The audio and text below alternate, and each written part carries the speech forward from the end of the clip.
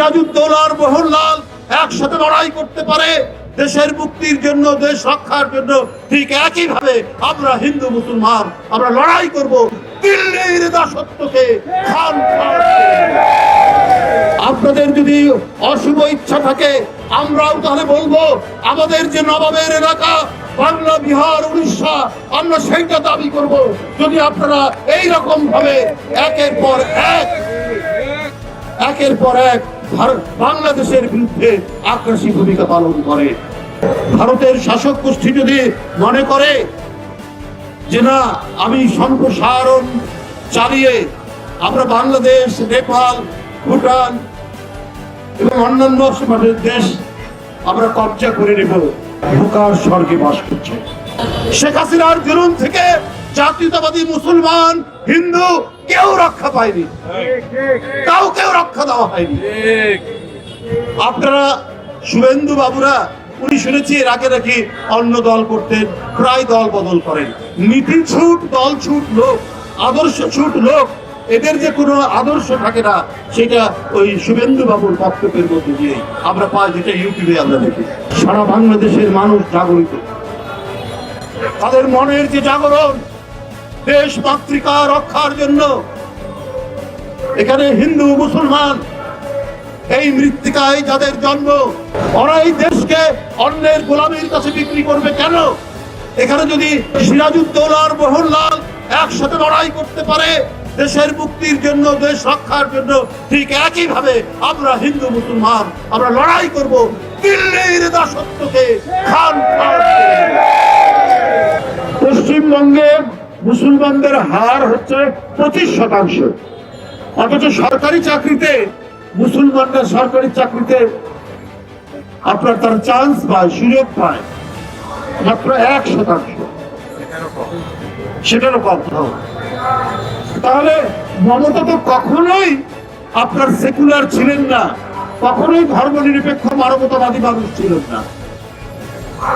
আমরা জোর গলায় বলতে পারি বাংলাদেশের মানুষ, আমরা যে যাই রাজনীতি করুক, এক শেখ হাসিনা ছাড়া যে যাই রাজনীতি করুক, আমরা অন্য ধর্মের প্রতি ঘৃণা ছড়ানো, বিদ্বেষ পোষণ করা, এইটা আমরা কখনোই করিনি।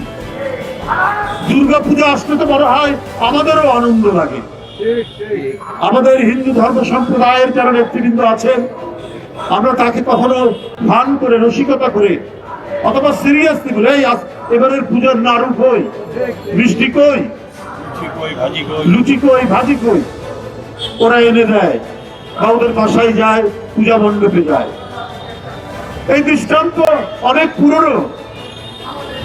এদেশে যারা ইসলামী রাজনীতি করেন তারাও কিন্তু সাম্প্রদায়িক কথা বলেন না, অন্য ধর্মের প্রতি আক্রমণ করে কোনো কথা বলেন না। এটাও আমাদের ঐতিহ্য, কারণ আমরা ওই ঐতিহ্য মেনে ধরছি। যখন বাংলার স্বাধীনতার জন্য নবাব সিরাজউদ্দৌলা লড়াই করছে, তার প্রধান সেনাপতি মোহনলাল একজন হিন্দু, হিন্দু মুসলমান একসাথে ব্রিটিশ বিরোধী লড়াইয়ের ঐতিহ্য এই বাংলার নবাব থেকে শুরু করে আজ পর্যন্ত এই ঐতিহ্য বজায় রয়েছে। হ্যাঁ, বিশ্বাসঘাতক হতে পারে, হিন্দু মুসলমান হতে পারে। মির্জাফর বিশ্বাসঘাতকতা করেছে, উনি মুসলমান। জগৎ শেঠ বিশ্বাসঘাতকতা করেছে, উনি হিন্দু। সেটা অল্প কিছু মানুষ, কিন্তু নবাবের প্রধান সেনাপতি উনি তো হিন্দু, এবং নবাবের জন্য লড়াই করতে করতে নিজের জীবন দিয়েছে মোহনলাল।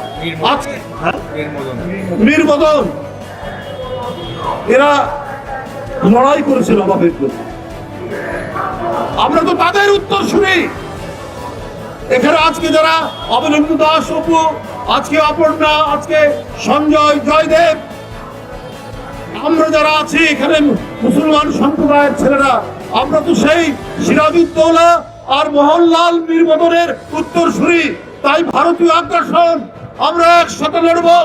আমরা লড়বো যেমন তেমনি সঞ্জয় লড়বে, অপু লড়বে, অপর্ণা লড়বে, জয়দেব লড়বে, আমাদের কি বলে বধু লড়বে, সুরঞ্জন ঘোষ লড়বে।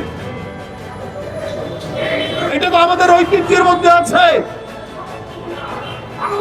আপনারা আমাদের পতাকা আগরতলা সহকারী হাই কমিশনের গেট ভেঙে সেটাকে ট্রেনে নামিয়ে ছিঁড়েছেন। এটা তো প্রচন্ড আঘাত, করোনার আঘাতের চাইতে বড় আঘাত দিয়েছেন আপনারা ভারতের সাম্প্রদায়িক শাসক গোষ্ঠী। আমরা কি এইটা ভুলে যাব? আমরা কেউ হিন্দু, মুসলমান, বৌদ্ধ, খ্রিস্টান, এই যে বৌদ্ধ সম্প্রদায়ের অপুর এখানে ধারণা আছে, দেখুন দিলীপ বড়ুয়া আছে। আমরা এইটা আমরা কোনোদিন ভুলে যাব না। আপনারা আপনাদের মিডিয়া কি একজন সুমন এক ভদ্রলোক এবারে অহর্নিশি ক্রমাগত ভাবে তিনি মিথ্যা অপপ্রচার করে যাচ্ছেন। আমি তাকে ভদ্রলোক বলেই মনে করতাম,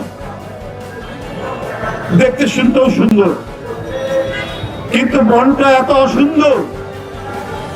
বাংলাদেশের গোপালগঞ্জে একটা পরিবারে আগুন লাগিয়ে 5 জন পুড়ে মেরে ফেলা হয়েছে, ওইটা তিনি ফলাও করে প্রচার করছেন। বলুন আপনারা, গোপালগঞ্জে কোনো হিন্দু পরিবার এর মধ্যে আগুনে পুড়ে মরেছে? কেউ পুড়ে মেরেছে?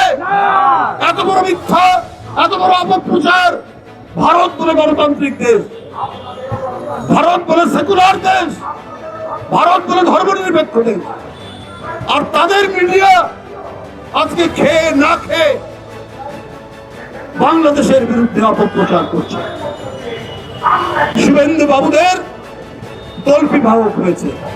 ওখানে যারা সত্যিকারের প্রগতিশীল অসাম্প্রদায়িক তারা এই সমস্ত মিডিয়াকে বলে কি জানো, গদি মিডিয়া। মানে যারা গদিতে আছে সেই গদির তল্পি বাহক মিডিয়া এক একটা বান একটা ন্যারেটিভ তৈরি করছেন বাংলাদেশের বিরুদ্ধে। কারণ শেখ হাসিনার পতনটা একেবারেই মেনে নিতে পারছেন না, একেবারেই মেনে নিতে। 28 লক্ষ কোটি টাকা পাচার হয়েছে শেখ হাসিনার আমলে। একটা হিসাবে দেখেছিলাম যে 18 লক্ষ কোটি টাকা, আর পাচার হয়েছে, ঋণ পেয়েছে 18 লক্ষ কোটি টাকা, আর পাচার হয়েছে 17,60,000 কোটি টাকা। কিন্তু শ্বেতপত্র যেটা প্রকাশ হয়েছে সেখানে পাচার হয়েছে 28 লক্ষ কোটি টাকা। তাহলে এই কোটি টাকা কি, এই 28 লক্ষ কোটি টাকার কত টাকা পেয়েছেন সুবন্ধু বাবুরা? এটাও আপনারা বলুন, না হলে কেউ কিন্তু বলে দেবে। বিজেপির কোন কোন নেতা পেয়েছেন শেখ হাসিনার পাচার করা 28 লক্ষ কোটি টাকার ভাগ? এটাও কিন্তু বাংলাদেশের মানুষ জেনে গেছে এবং আনুষ্ঠানিকভাবে হয়তো একদিন সেটা বলে দেবে। আমরা এত আন্দোলন সংগ্রাম, এত ত্যাগ, শিশু থেকে শুরু করে তরুণরা অকাতরে জীবন দিল, তাদের রক্তাক্ত লাশ পড়ে থাকলো, গোটা বিশ্ব কেঁদে উঠেছে, গোটা বিশ্বের মানুষের চোখ দিয়ে কান্না ঝরেছে। আর ভারত, আপনারা আমরা পাশাপাশি, আমাদের সংস্কৃতির অনেকটা মিল আছে, তারপরেও আপনারা এতখানি হিন্দুত্ববাদী, এতখানি সাম্প্রদায়িক, এতখানি অন্ধ যে শেখ হাসিনাকে রক্ষা করার জন্য আপনারা বাংলাদেশের মানুষের বিরুদ্ধে, আন্দোলনকারী মানুষের বিরুদ্ধে, শহীদ মুগ্ধর বিরুদ্ধে, শহীদ আবু সাইদের বিরুদ্ধে আপনারা আপনাদের প্রচারণা যেটা চালাচ্ছে, আমাদের এই শহীদদের বিরুদ্ধে সেটা যায়।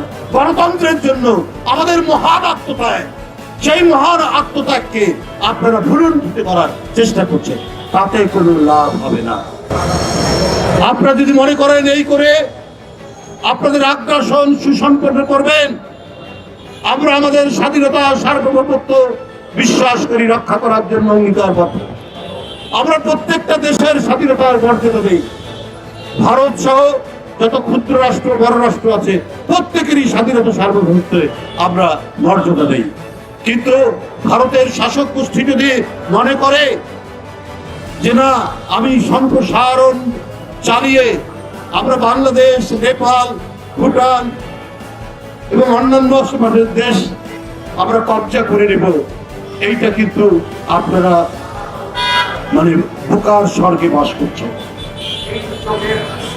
এইটা এই বাংলাদেশের মানুষের তাদের যে তেজোদ্দীপ্ততা, তাদের যে দেশ রক্ষার অন্তর্নিহিত শক্তি, তাদের যে প্রাণের উন্মাদনা, এই প্রাণের উন্মাদনা ভারত কখনোই টের পায়নি। আপনাদের যদি অশুভ ইচ্ছা থাকে, আমরাও তাহলে বলবো আমাদের যে নবাবের এলাকা বাংলা, বিহার, উড়িষ্যা, আমরা সেইটা দাবি করব। যদি আপনারা এই রকম ভাবে একের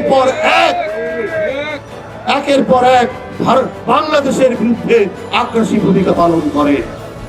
কই এই যে আমাদের জয়দেব বলেছে, তাকে নির্মম ভাবে হাসিনার পুলিশ পেটাচ্ছে, ও বলছে আমি হিন্দু, হাতে তার ইয়ের কি বলে যে আশীর্বাদের সুতা বাঁধা, এটা দেখাচ্ছে, তারপরও পুলিশ থামছে না। এই যে আমাদের সঞ্জয় 4টা ফার্স্ট ক্লাস, শুধু ছাত্রদল করে বলে, শুধু বিএনপির রাজনীতি করে, ছাত্রদল করে, তাকে বিশ্ববিদ্যালয়ে সুযোগ দেওয়া। অমরেন্দ্র দাস অপু, তার স্ত্রী ঢাকা বিশ্ববিদ্যালয়ের ছাত্র ছিল, তার স্ত্রী ঢাকা বিশ্ববিদ্যালয়, সে সরকারি চাকরি করে, শুধু অপুর স্ত্রী হওয়ার কারণে তাকে ওসডি করেছে, আবার গ্রামের এক কলেজে বদলি করে রেখেছে। শেখ হাসিনার জুলুম থেকে জাতীয়তাবাদী মুসলমান, হিন্দু কেউ রক্ষা পায়নি, কাউকেও রক্ষা দেওয়া হয়নি।